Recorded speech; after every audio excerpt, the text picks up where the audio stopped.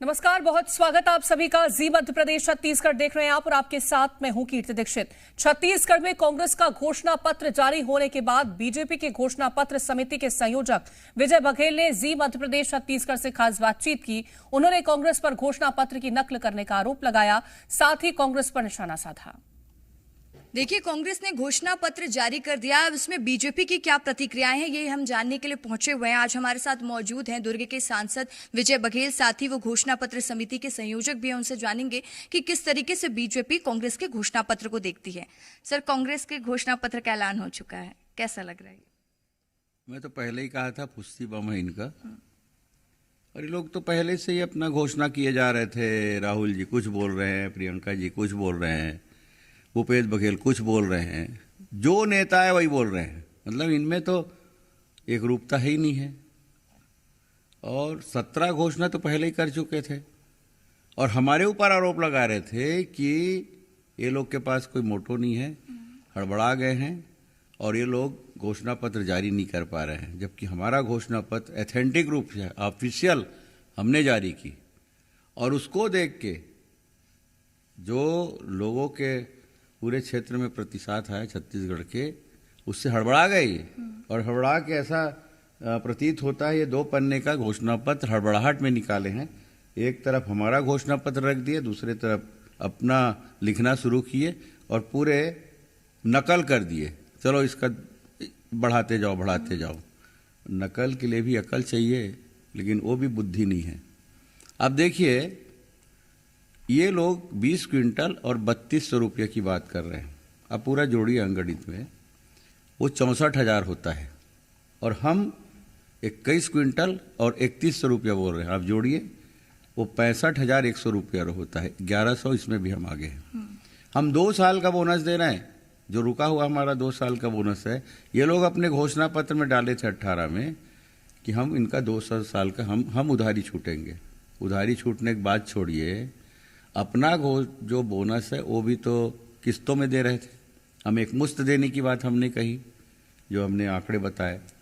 और जो 2 साल का बोनस हमारा है, 300 रुपया 600 रुपया रुका था, उसको 25 दिसंबर को अटल जी, जिसने हमें छत्तीसगढ़ राज्य बना के दिया, उनके जन्म दिवस पर सुशासन दिवस के दिन हम किसानों के खाते में डाल देंगे। सर, जब आप लोगों का घोषणा पत्र आया तो कांग्रेस कह रही थी कि हमारा कॉपी पेस्ट कर दिया है, क्योंकि वो मंचों से ऐलान कर रहे थे। अब जब कांग्रेस का घोषणा पत्र आता है तो हम देखते हैं कि आप लोगों ने 3100 धान खरीदी की बात रखी थी, जैसा कि आप भी बता रहे थे अभी, और कांग्रेस ने 3200 की बात कर दी है। तो किसानों को लुभाने की कोशिश तो कांग्रेस की अच्छी है। किसान तो वही महत्वपूर्ण है। किसान भगवान है, धरती के देवता है। छत्तीसगढ़ धान का कटोरा, किसानों के खून पसीने की कमाई जब जमीन पर धरती पर गिरती है ना, तभी धान का कटोरा कहलाता है छत्तीसगढ़। उनको सम्मान देना हमारा फर्ज है, लेकिन हम उनको छलते नहीं हैं, हम उनके साथ दादागिरी नहीं करते। ये लोग इस 5 साल में वर्मी कंपोस्ट के नाम से भी मुख्यमंत्री ने उनके साथ दादागिरी किसानों के साथ की। और जो झूठ का पुलिंदा है, मिट्टी और जो गोबर का बुरादा है ना, उसको समेट के बोरी में भर दिया गया और उसको दादागिरी करके दे रहे हैं, जिसको किसान परेशान, हताश, निराश होकर ले रहे हैं और कहीं भी फेंक रहे हैं, उसको अपने खेत में नहीं डाल रहे हैं। ठीक है सर, ये तो हो गई घोषणा पत्र की बात। और आज देखिए, पहले चरण के मतदान के प्रचार प्रसार का शोर खत्म हो जाएगा। अब किस तरीके की स्थिति, आप लोग लगातार दौरे कर रहे हैं, जिन 20 सीटों पर पहले चरण में मतदान होना है, वहाँ की स्थिति कैसी समझ में आ रही है? हमारा सीट बढ़ेगा और हम 20 सीट में ज़्यादा सीट लेंगे। जो 20 सीट का चुनाव है ना, वनांचल क्षेत्र का है, बस्तर और राजनांदगांव। तो राजनांदगांव भी कुछ विधानसभा वनांचल ही आते हैं और हमने उनके लिए बहुत अच्छा घोषणा पत्र में स्थान दिया है। जो डॉक्टर रमन सिंह जी के समय जितनी भी योजनाएं चल रही थी, चाहे चरणपात का हो, बहुत सारे और अतिरिक्त लाभ हो, वो भी हम दे रहे हैं। साथ साथ हम तेंदुपत्ता संग्राहकों का जो खरीदी का समय भी बढ़ा रहे हैं। और जो फड़मुंशी होते हैं, जो अंदर जाकर जो चुनने वाले, ये तेंदुपत्ता चुनने वाले हमारे आदिवासी भाई बहन हैं, उनसे मिलकर उनको प्रेरित करके जो बाजार तक, जहाँ पे हम लोग ने वो खरीदी केंद्र में वहाँ तक लाते हैं, उनको भी हमने उनकी राशि बहुत ज़्यादा बढ़ाई है। तो इन सब बातों का प्रभाव इस चुनाव में पड़ेगा जी।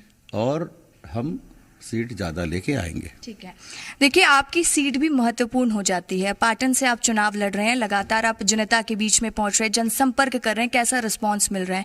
क्योंकि आपके सामने आपके चाचा भी हैं और छत्तीसगढ़ के मुखिया भी हैं उस वक्त। बहुत अच्छा प्रतिसाद मिल रहा है और जितनी भी बातें मैंने कही उसका सारा का सारा जिम्मेदार वही है। भ्रष्टाचार में लिप्त है, आकंठ तक भ्रष्टाचार से डूबे हुए हैं। शराबखोरी गली गली मोहल्ले मोहल्ले बिक रही है। 15 साल का बच्चा भी आज शराब पीकर गलियों में घूम रहा है। बहुत सारे परिवारों के, मैं सभी की बात नहीं करता, उससे वहाँ की माताएं बहनें बहुत पीड़ित है। मतलब परिवार दुखी है कि हम आने वाले पीढ़ी को कहाँ ले जा रहे हैं सरकार के माध्यम से। गंगा जल उठा के इन्होंने कसम खाई थी। ये सारे मुद्दे आज चल रहे हैं। वृद्धा पेंशन के नाम से वहाँ के वृद्ध लोगों को चला गया कि हम आपको 1000 रुपया करेंगे 350 से, आज तक नहीं हुआ। तो ये सब बातें मन में पीड़ा दर्द है। वर्मी कंपोस्ट वाली बात बताया ही मैं। तो झूठ फरेब की राजनीति करने वाले के पाप का घड़ा भर गया है। अब वो ज़्यादा दिन चलने वाला नहीं है। 17 तारीख आएगा, कमल खिलेगा, भारतीय जनता पार्टी की सरकार बनेगी। ठीक है, तो देखिए हमारे साथ मौजूद थे विजय बघेल, जिन्होंने कहा कि कांग्रेस का घोषणा पत्र झूठों का घोषणा पत्र है और बीजेपी जो दावे और वादे करती है वो बीजेपी पूरी करती है। अब देखना होगा इस पर और कितनी सियासत देखने को मिलती है। कैमरामैन नरेश के साथ रसिका पांडे, जी मीडिया, रायपुर।